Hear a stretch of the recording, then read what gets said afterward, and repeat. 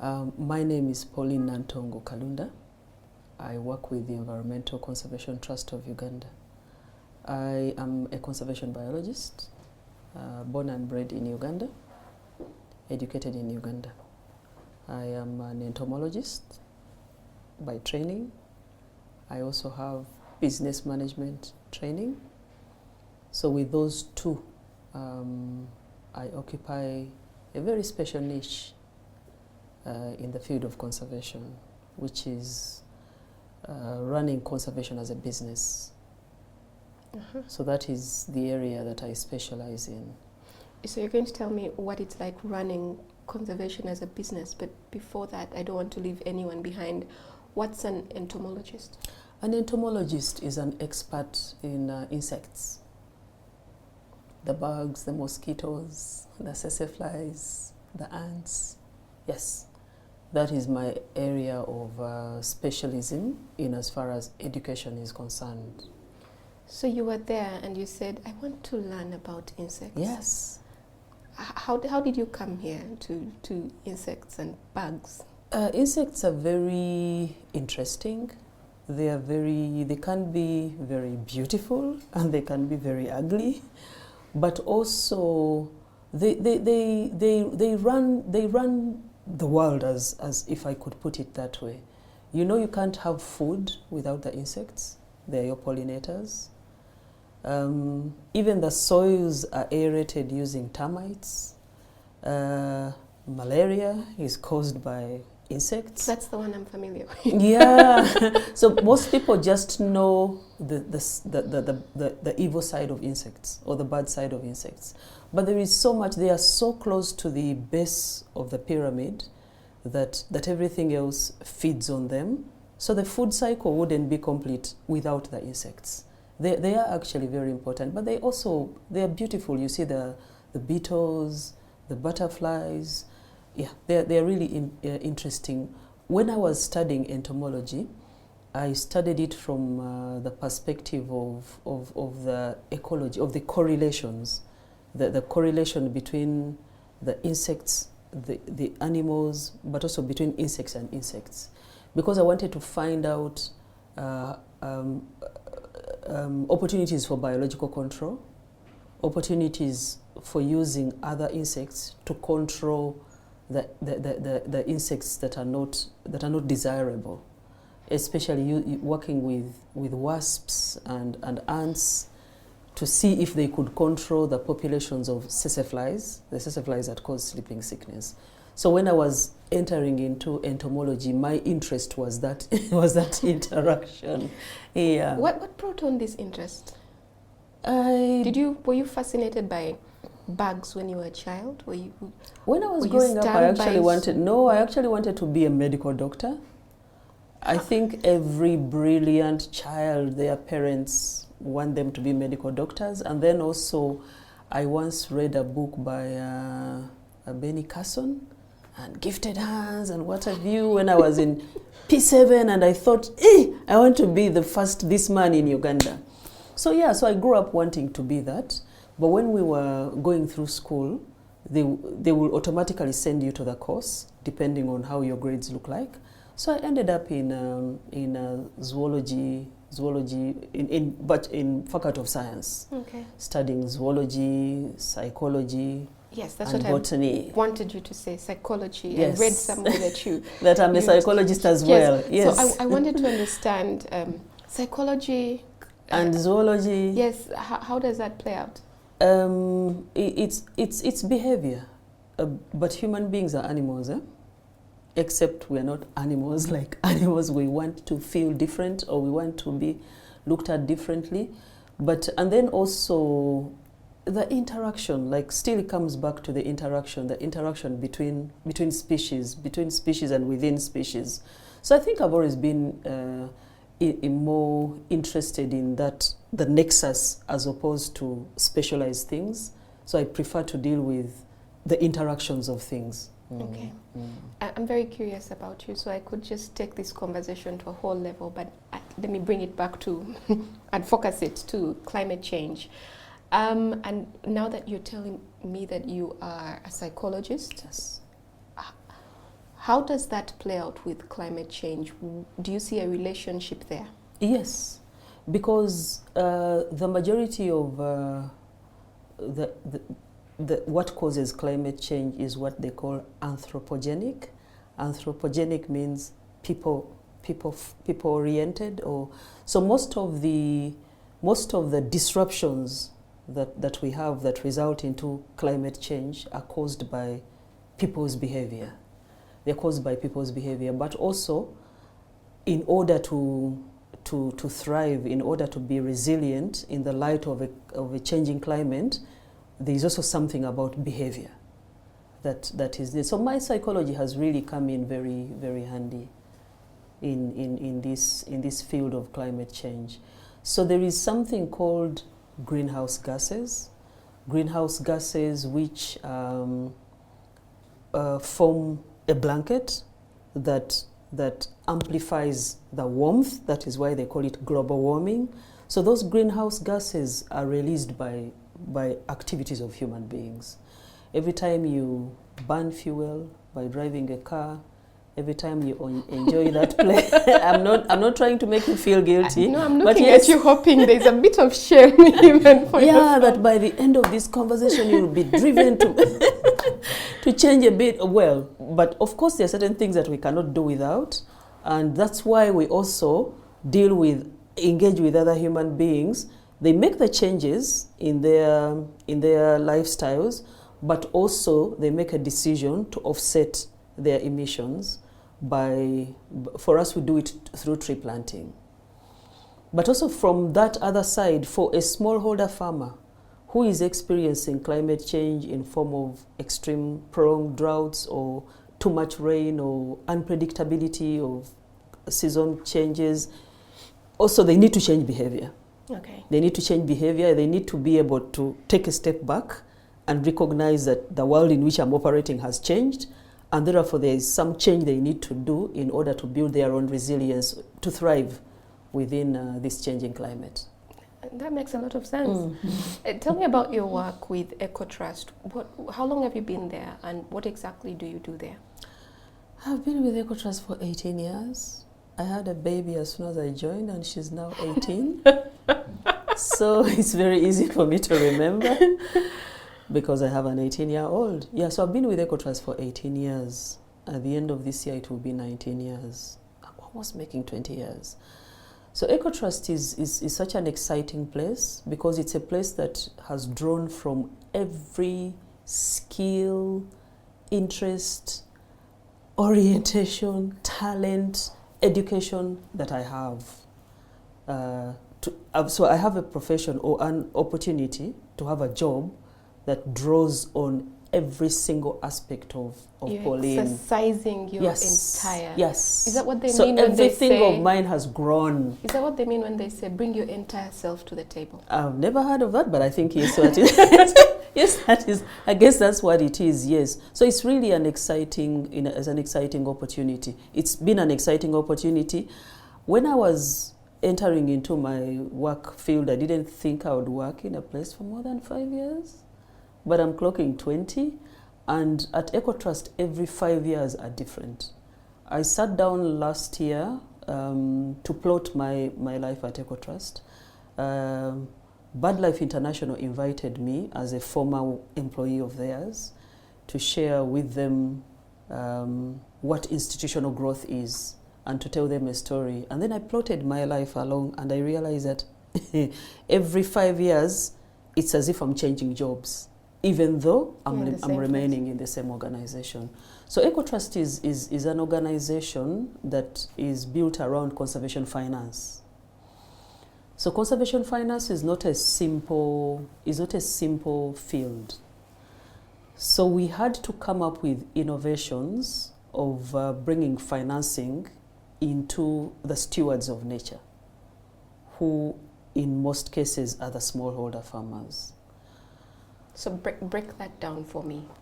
So smallholder farmers are people that feed us, the people that grow the food in Uganda, people between 1 acre and up to 10 or 15 acres.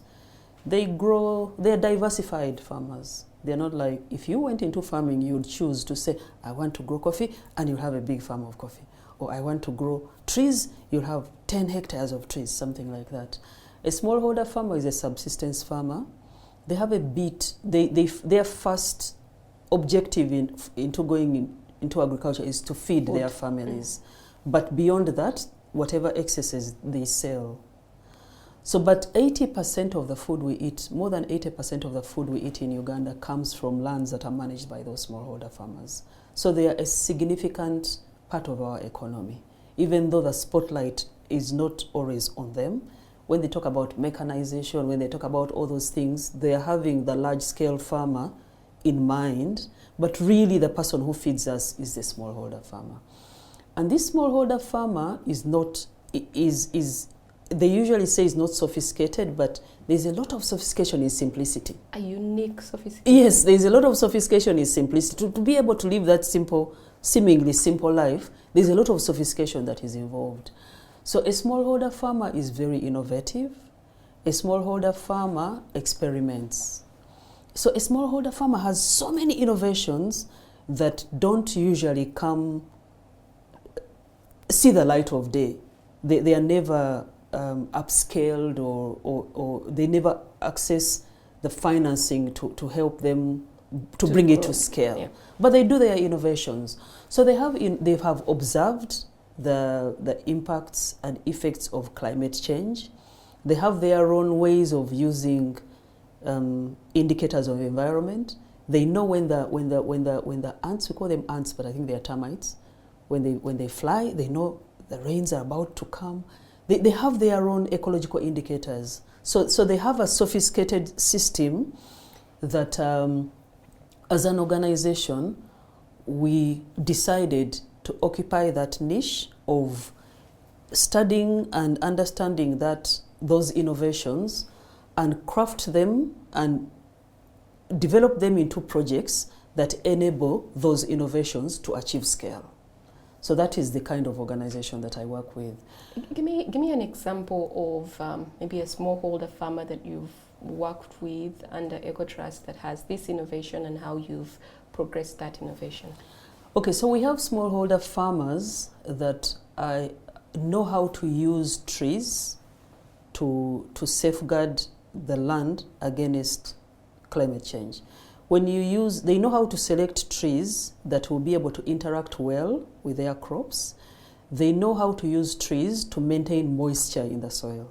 Okay. So they know how to use trees to enable the land continue being productive even during a drought.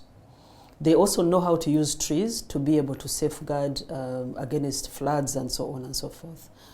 But then trees have a long gestation period. Yeah. So it's a lot more attractive to grow maize or beans out of it because within a season.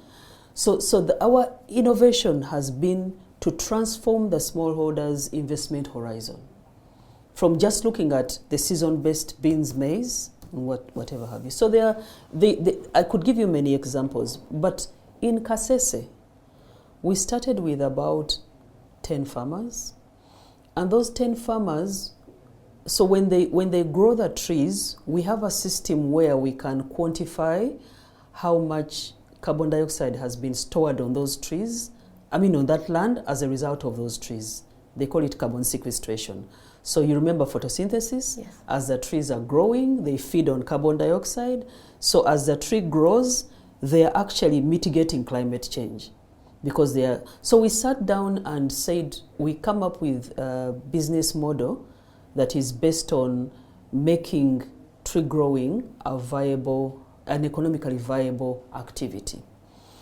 Recognizing that the smallholder farmer uses that to build their own resilience to climate change, but while they are doing that, they are also removing carbon dioxide from the air.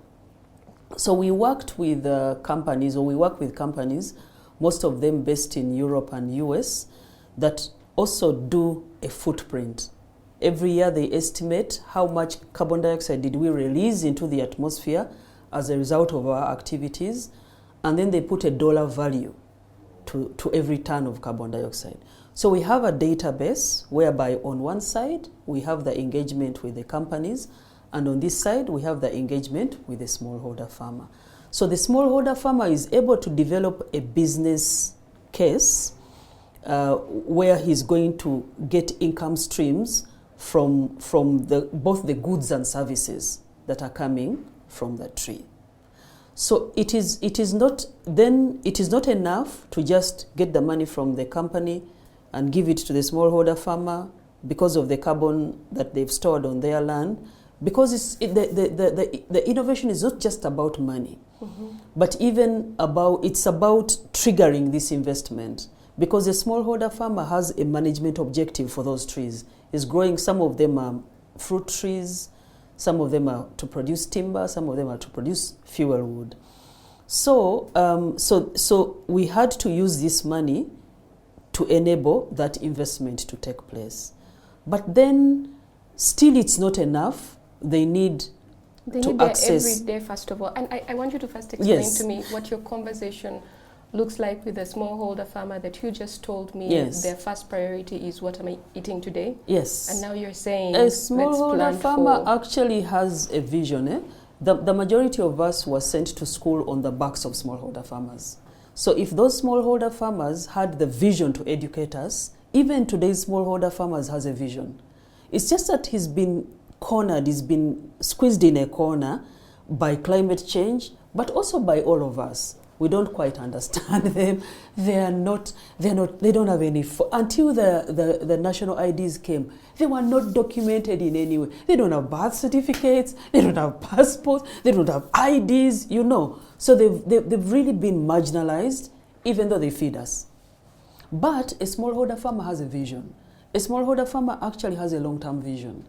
When you speak with those farmers and you tell them, okay, what are the benefits you expect from trees, they will really say, as an inheritance to leave for my children. I need to have my land with assets to give to my children. My house is too ramshackled, but the trees are there. My children can inherit. So they actually have those dreams, but it's just that they cannot, because of the vagaries of weather and nature and what have you, they don't have that space to sit and plan. So if you're able to sit with them and say, okay, we have a system that we use where we call it a vision road journey. So we sit as a community and say, okay, everybody get a piece of paper, draw a picture, what is your dream? So we do a big circle and we put the dreams, the different people's dreams in there. And then we do another small circle this side and say, within the perspective of that dream, where are you? So we draw that circle. Then we cluster them into objectives. We cluster all those who want better housing, education, what have you. Then we draw a roadmap. How are we going to get from where we are to where we want to go? Then also, what opportunities do we have to be able to meet this, and what challenges and obstacles do we have that will prevent us? So for us as an organization, we present ourselves as one of the opportunities to remove these challenges. So that's why I'm telling you that I know that the challenge is, financing is one of the challenges, but it's not just about financing, even the timing of the financing and the whole. So we end up building a business ecosystem around tree planting. So for these particular people who started, there were 11 of them, they also started a circle. So the payments from the carbon offsets are paid through the circle. But so that those payments capitalize that circle. So the rest of the members of the community can also join the circle because they can borrow from these people's money. Okay. And then they get interest from that. But also the carbon farmers can use their agreements with us as collateral to access loans. So right now, they have a circle that has 10 branches in that district. Each branch is also a coffee bulking business that all the communities there depend on. Now they are in the region of 30,000 farmers that are part of that system. So the innovations and ideas of the first 11 were able to be scaled out to do this. We have another group in Lubirizi Mitoma. Lubirizi Mitoma was the very first group to onboard. So even these 30 farmers learned from the 33 farmers that we started 20 years ago in Lubirizi Mitoma. Those ones, for example, they are the suppliers of some of the tea factories. They supply fuel wood to those tea factories. So yes, they grow the trees for their own, to build their own resilience. They earn from both the products and the services, but they have big businesses, as in they harvest lorries and lorries, and yet the land is still under forestry. So they found a way of sustainably harvesting and replacing where they harvest.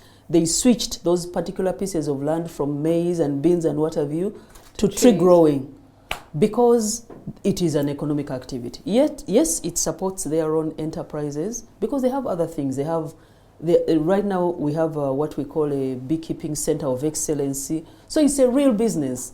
So these smallholder farmers, with their innovations, completely moving away from being grantees that receive donations and what have you, to yes, they receive grants and donations, but on top of that, they also sell goods and services, and they thrive on the back of selling those goods and services.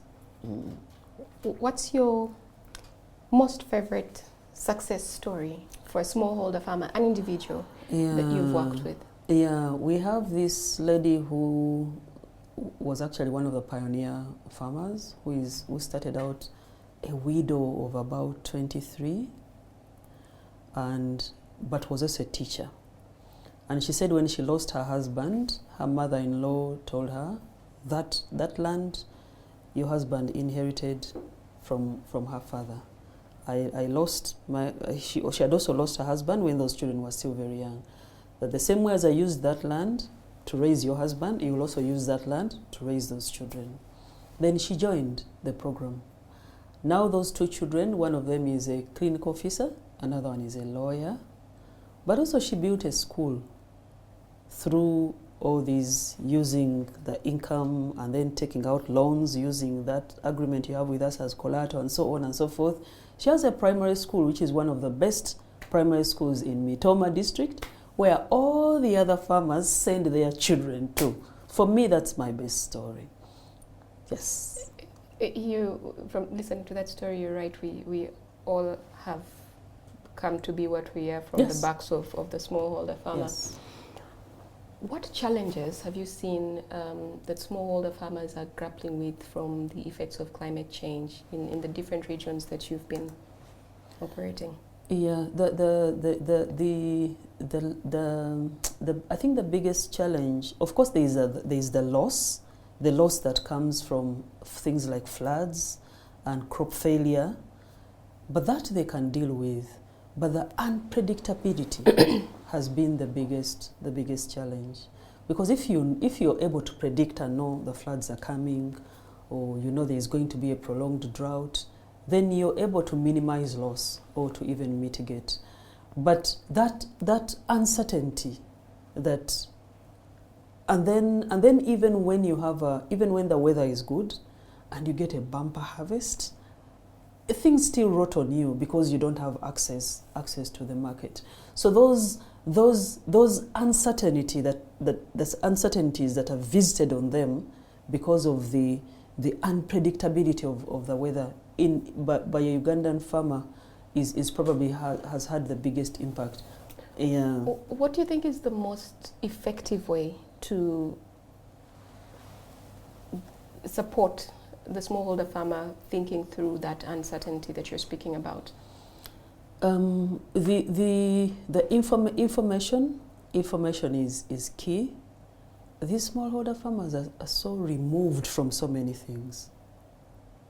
They're so removed from even digital platforms. It's only recently that these networks are in all these areas. So the information that we have, you get very quickly on WhatsApp or by Googling or SMS media. They don't quite have access like that.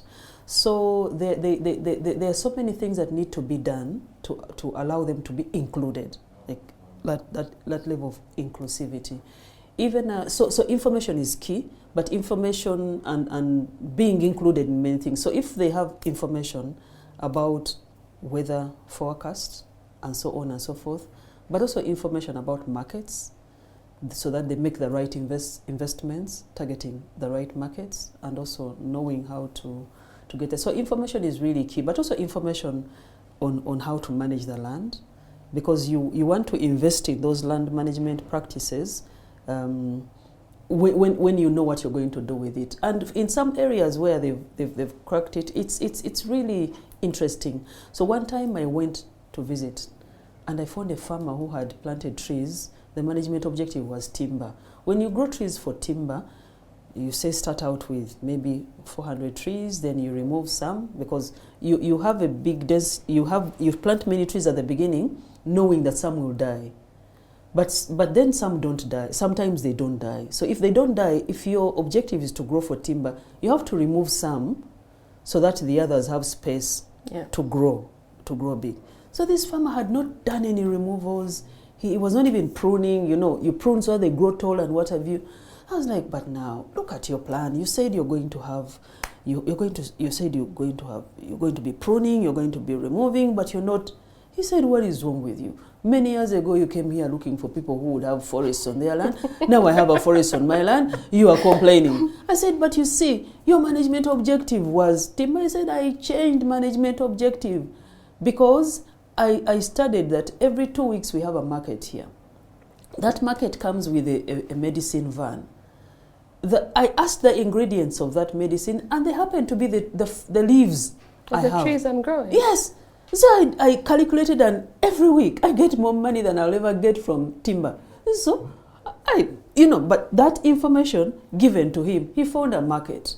So he managed his land in this way because he had access to a market. So they have so much. They have a lot. They have agency within them. They have the right minds. They are able to make the right decisions, but they need information. Is ECOTRUST doing anything in this regard? What exactly are you doing? So, like I said, when we go into a community, we are in it for the long haul, and when we go into that community, we build a business ecosystem around tree planting. So it's not just about tree planting, but we build a business ecosystem around tree planting. We identify the value chains, those that provide inputs to the trees, and those that buy the products from the trees. So like I said, including systems like the money systems, the circles and savings and what have you, extension services, the access to markets and whatever have you. But most importantly, we empower the communities to self-manage. They do the visioning exercise that I talked about, and they are able to even look for the markets and do all these things on their own once we have a vision. So we do these things, but we go as a community at a time, and we do that. Right now we are working with about 60,000 farmers. Wow, countrywide. Yes. Our plan is to cover the whole country, but right now we are in what they call the Albertine Rift and Mount Elgon. We've just started going to northern Uganda. The Albertine Rift is, if you know Lake Albert and the Rift Valley, so the Ugandan arm of the Rift Valley is called the Albertine Rift. Where are you in northern Uganda? Acholi sub-region. Okay. So you were speaking earlier about floods and landslides and so on, and I'm bringing your psychology hat back on. Those effects, what kind of support is there? Psychological support, mental, health support for farmers that are affected in this way. I was at an event in Kulu, I think. No, it was in Lira, and a gentleman came with his books on mental health to say we focus heavily on climate change in every other way and forget that it mentally affects people, and that there should be some kind of support there. What would that look like? Yeah, so and he's really right, because like I said, if your way of life is being a smallholder farmer, and then your way of life is full of uncertainties, it puts you in a stressed, in a situation of distress that makes you vulnerable to all those things. Unfortunately, like he has highlighted, there isn't much focus or even much understanding of mental health in Uganda. And even us as biologists or conservationists, it's plants, people, food, we have not yet matured to that level. But having said that, when we are having this Vision Road journey, we normally do not limit the farmers within the confines of what we are able to deliver. So we have another strategy where we raise the visibility of the communities that we are working with to other actors. So normally it would come up. It would come up either as a challenge when we are doing the Vision Road journey, but in our Vision Road journey, there is always a lane that is focusing on social capital and things of health and whatever have you come up. So health in general normally come up, yeah. So who do you flag this to in thinking through the other actors that you work with in this space? We normally, in the communities, we normally work with the community development office of the district, and then through the community development office of the district, they would guide us to the right offices. But I must say, and then also there are other organizations like Red Cross, but normally those ones are active during disaster, when disaster is active. That service is so needed, and we don't have enough actors for that service. Including even other things like reproductive health. Yeah. But mental health and reproductive health are services that are so needed. They're so related to what we are dealing with, but we don't have sufficient effort towards that. How have you seen climate change affecting, do I say animal behavior, insect behavior for your case? And you know, the distribution of these species and what are the implications on the biodiversity and the conservation efforts? Quite a bit, both plants and animals. For example, there are predictions on how the land that is viable for coffee growing will change or reduce, because many of these crops are dependent on weather. You know, like when you look at the map of Uganda, there are things called agroecological zones. So the agriculture, it's not by accident that certain areas grow coffee and banana. It's not by accident that certain areas grow sorghum and millet. It's because the climatic conditions and the soils and what have you favor those things. So when there are disruptions or changes, certain areas will become less viable for those plants.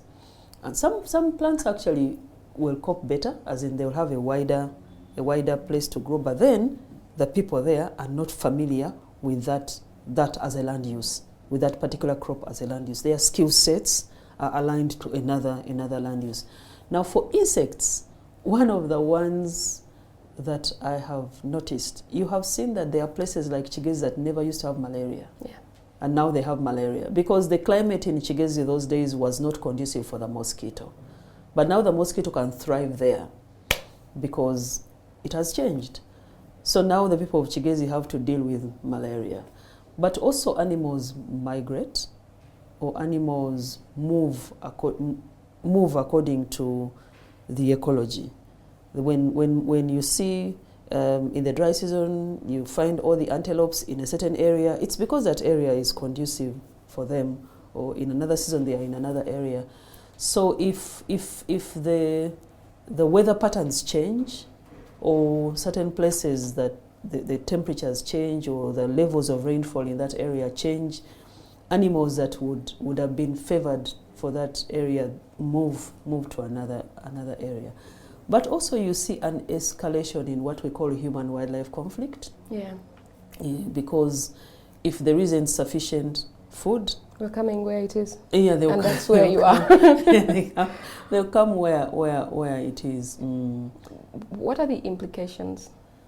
Of course, human-wildlife conflict is an implication, but also having the disease burden and just like the disruption of the livelihood systems. If people are familiar with dealing with a certain crop, and that crop, they're experiencing crop failure, now they need to learn new skill. So there are disruptions. But for my interaction with the animals, it's usually the human-wildlife conflict. And you ask the people of that Budongo, Bugoma, Chibale area, they are really suffering from beautiful animals like chimpanzees. But your banana garden. Okay. Yeah, suffering from crop raiding. What do solutions look like? For the communities that we worked with in that Budongo systems, that Budongo Bugoma area, they've actually come up with a plan where they are re-establishing corridors, wildlife corridors. So they've earmarked areas, especially where the rivers cross, and they have agreed to set aside forest boundary to create what they call a line of least resistance. So if there is, even if it's drought or whatever it is, but it's a river, and there is a riverine forest, in the hope that the chimpanzees will now use that as they migrate in between the large forest blocks, and it's worked in certain areas, because if there is sufficient food in those corridors, so almost the same interventions that we use to build our own resilience are the same interventions that we use to build the resilience of the landscapes, to maintain the functions, because just like we depend on those functions through the food productivity and what have you, also the animals depend on the functions within the ecosystem. So if you are able to build the resilience of the ecosystem, or to restore the ecosystem back, then it would be able to provide those same functions. The animals move away because they are looking for water. They move away because they are looking for animals. But if even within a drought, the basic functions in their own ecosystem exist, they should be able to be kept in there. For things like the disease, that's where still information becomes important, epidemiology, or even information about how those are shifting, to be able to, in the same way as the communities in the south have been, or in the Lake Victoria Basin are familiar with how to deal with the mosquito, those communities also need to be empowered, educated on how to deal with the mosquito.